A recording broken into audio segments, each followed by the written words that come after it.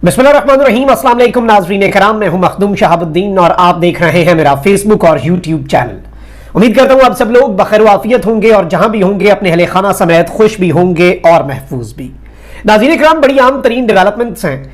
एक जानिब तो DGISI lieutenant general Nadeem Anjum की एक्सटेंशन के हवाले से ऑलरेडी बहुत कुछ सामने आ चुका है, लेकिन जनरल नदीम अंजुम के अलावा एक और जर्नैल की एक्सटेंशन की सिफारिश की गई। आर्मी चीफ के सामने जब ये मुद्दा रखा गया तो आर्मी चीफ का इंतहाई सख्त रद्द अमल इस पर आया और ये सिफारिश करने वाले भी शहबाज शरीफ साहब नहीं थे। ये सिफारिश करने वाला एक इंतहाई अहम तरीन शख्स था जिसका बाद में पता चला। ये पूरी स्टोरी क्या है और किस तरह से इस वक्त अंदर खाते क्या कुछ चल रहा है, बड़ी आम तरीन डेवलपमेंट्स हैं जो आपके सामने रखनी है। जबकि नया DGISI कौन होगा इस हवाले से भी आम तरीन तफसीलात हैं, फैसला हो चुका है और उसमें क्या कुछ हो सकता है, किस तरह से चीजें आगे बढ़ सकती हैं, क्योंकि जनरल नदीम अंजुम साहब जो हैं उन्होंने सितंबर में रिटायर हो जाना है और सितंबर में उनकी मुद्दत मुलाजमत पाकिस्तान की फौज में जो है वो खत्म हो जानी है।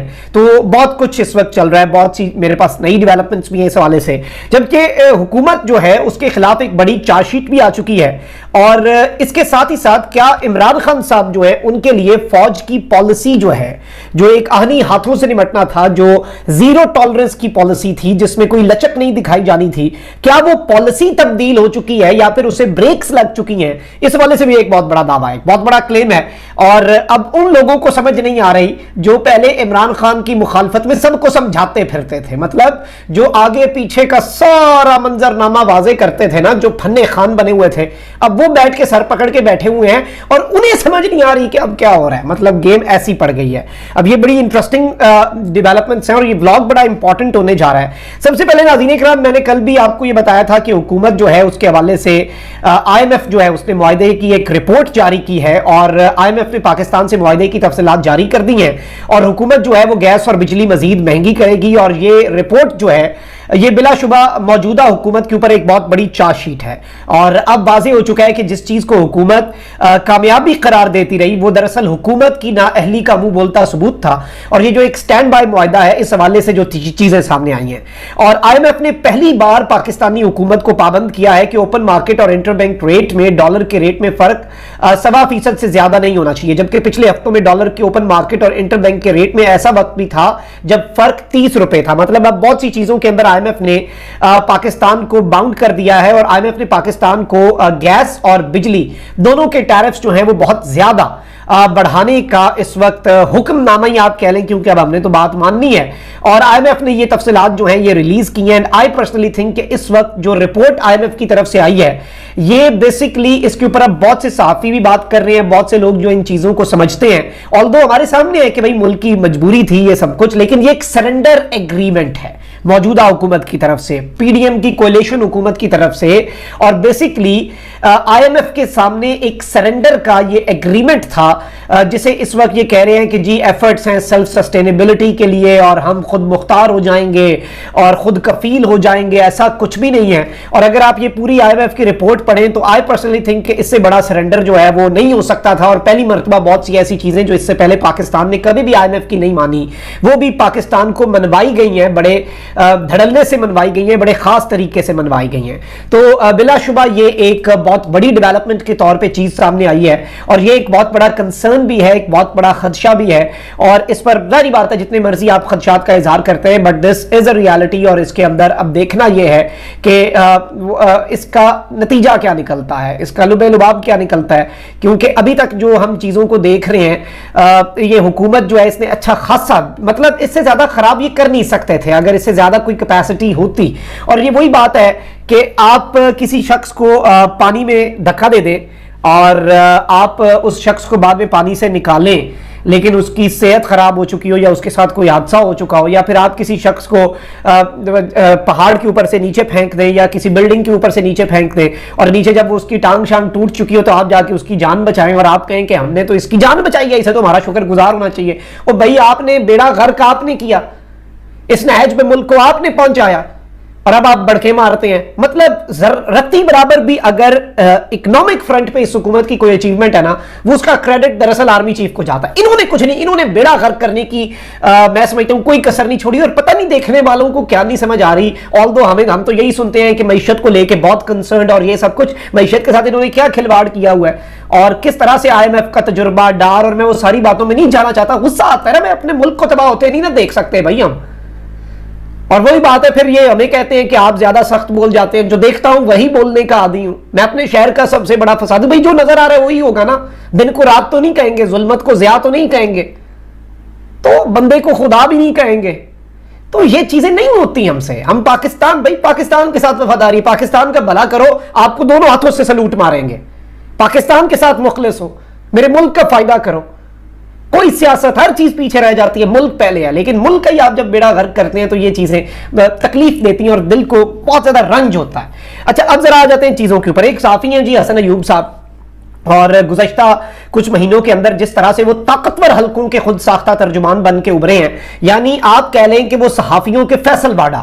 مطلب اس سے اچھی حسن ایوب صاحب, نو ہارش فیلنگز فار ہم, obviously he is doing his job, he is doing his work. لیکن ان کے جو دعوے ہیں حسن ایوب صاحب کے, وہ بالکل اس طرح سے ہیں جس طرح فیصل باڑا صاحب بہت کانفیڈنٹ ہو کے نہیں بتاتے کہ طاقتور حلقے یہ ایگریمنٹ بنے گا, یہ ارینجمنٹ بنے گا, اس طرح سے چیزیں چلیں گی, اس طرح سے چلیں گی. تو آئی تھنک پہلے ہی دفعہ ہوا ہے پچھلے 1.5 سال میں کہ حسن ایوب صاحب جو ہیں انہیں بھی سمجھ نہیں آ رہی. اور انہوں نے بھی کل یہ بات کہی, وہ ایک ہے ولاگر, اس کے کسی ویلاگ کے اندر انٹرویو دیتے ہوئے, کہ ہمیں بتایا گیا تھا کہ 17 جولائی سے پہلے عمران خان صاحب گرفتار ہو جائیں گے, لیکن چیزیں سلو ہو گئی ہیں. سمجھ نہیں آ رہا کہ کیوں ایسا ہوا ہے اور اصل میں کیا ہو رہا ہے. مطلب this is the first time. اور اس سے ویسے یہی شاید ان چیزوں کو تقویت مل رہی ہے کہ ایک تو طاقتور حلقوں کے ساتھ حکومت کے اپنے معاملات کچھ چیزوں کے اوپر خراب ہو چکے ہیں, وہیں عمران خان صاحب کے حوالے سے بھی کچھ چیزیں جو ہیں انہیں بریک لگائی گئی ہے. جس طرح سے ہم بتاتے رہے ہیں آپ کو کہ عمران خان صاحب کی گرفتاری جو ہے اس پلان کو بریک لگوائی گئی تھی. وہ بالکل پلان تھا, ٹیم بن چکی تھی, سب کچھ تھا. اور اس سب کے اندر میں آپ کو یہ بتا دوں کہ اس میں انہوں نے یہ بھی کہا اور اپنی فرسٹریشن کا بھی اظہار کیا حسن ایوب صاحب نے کہ بھائی کیسز بھی عمران خان صاحب کے, چاہے توشہ خانہ ہو یا دیگر, وہ بڑے سلو ہو گئے ہیں. اچانک ہر چیز بہت سلو ہو گئی ہے اور بہت زیادہ آرام سے چیزیں چل رہی ہیں. نواز شریف صاحب کی طرح چلتا نا روزانہ کی بنیاد پہ ہیئرنگ. نواز شریف صاحب کو جیسے پاناما میں اڑا کے رکھ دیا گیا, اس طریقے سے اڑا کے رکھتے تو فائدہ تھا, اس طریقے سے اڑا کے رکھتے تو کام بننا تھا, اس کے علاوہ کام نہیں بننا. مطلب حسن ایوب صاحب نے انڈائریکٹلی ایک جو میسج ہے وہ کمیونیکیٹ کیا ہے اور انہیں بھی سمجھ نہیں آ رہی. تو obviously میں سمجھتا ہوں کہ although انہوں نے یہ بات کہی ہے کہ جنرل عاصم منیر اور جنرل فیصل نصیر قدموں کے نشان نہیں چھوڑتے, اور ایسا نہیں ہے کہ کوئی عدالت سے نکلتا ہوا یا داخل ہوتا ہوا دکھائی دے, وہ جو کچھ بھی کر رہے ہیں وہ ٹیکنیکل طریقے سے کر رہے ہیں. مطلب this is an allegation, I don't think this is something. یہ اگر کہہ رہے ہیں کہ عمران خان کے مائنس کے پروسیس میں وہ سب کچھ کر رہے ہیں لیکن بڑے آرام سے ٹیکنیکل طریقے سے کر رہے ہیں, تو I think this is an allegation on the institutions, because institutions have clearly mentioned کہ بھائی وہ تو امپارشل ہے نا. وہ تو آپ دیکھ لیں کہ کس طرح سے ان بائسڈ ہیں, کس طرح سے اے پولیٹیکل ہیں, کس طرح سے نیوٹرالٹی جو ہے وہ مینٹین کر رہے ہیں پولیٹیکل سچویشن میں. تو آئی تھنک اس طرح کے دعوے ویسے فائدے سے زیادہ نقصان ہی کرتے ہیں. لیکن کم از کم ایک چیز واضح ہو چکی ہے کہ حسن ایوب صاحب نے بھی سمجھ نہیں لگ رہی ہے. مطلب اس وقت اگر حسن ایوب صاحب کو سمجھ نہیں لگ رہی پھر پی ڈی ایم کو تو ویسے ہی نہیں لگنی, کیونکہ آبویسلی ان کا ایک پورا ایک وہ ریکارڈ ہے, ٹریک ریکارڈ, اینڈ آبویسلی چیزیں ہیں. اچھا اب ذرا آ جاتے ہیں معاملات کے اوپر. جنرل ندیم انجم صاحب جو ہیں وہ D G I S I ہیں, اور D G I S I یا پھر آئی ایس آئی کا جو چیف ہوتا ہے وہ ڈائریکٹلی وزیر اعظم لگاتے ہیں. اور اس کے لیے ویسے میں آپ کو یہ بھی بتا دوں کہ ریکوائرمنٹ یہ نہیں ہے کہ فوج سے ہونا چاہیے. بینظیر بھٹو صاحبہ جو ہیں انہوں نے ایک ریٹائرڈ لیفٹیننٹ جنرل کو بھی D G I S I لگایا تھا, اور بھارت اور دیگر ممالک کے اندر بھی یہ کمپلژن نہیں ہوتی. پاکستان کے اندر بھی لیگلی کوئی ایسی کمپلژن نہیں ہے, آلدو دس از اے نارم.